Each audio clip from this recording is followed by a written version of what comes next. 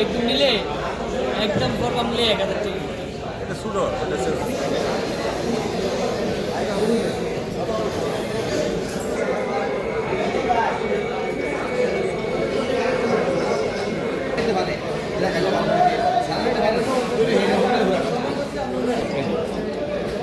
একটা দিনে দেখে আসবে একটা দেওয়ার পরে বোঝাতে হবে লোকটা দিবে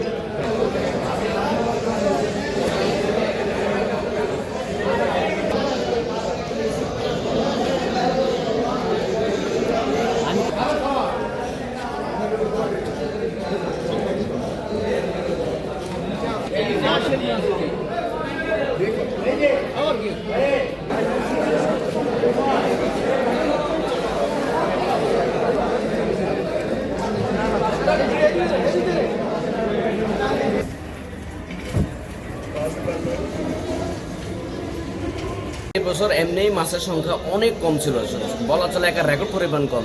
তার উপরে এখন আনসিজন চলতেছে, তো আনসিজনে আসলে মাছ একদমই থাকে না, যে কারণে কেজি 4 থেকে 5,000 টাকা। আজকে ঘাটে দেখলাম মানে 1 কেজিওয়ালা মাছ একটাও আসে না, যা একটু ছিল এগুলো পুরান মাছ। কত পুরা ঘাটে মিলে আপনার হয়তো 2-1 পন মাছ থাকবে।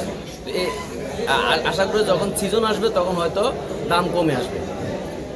আসলে ভাই আজকের বাজারে এই পর্যন্ত আমরা ইলিশ মাছ মনে হয় সারা ঘাটে 2 হইতে 3 পিস 1 কেজি ওয়েটের ইলিশ মাছ বিক্রি করেছি।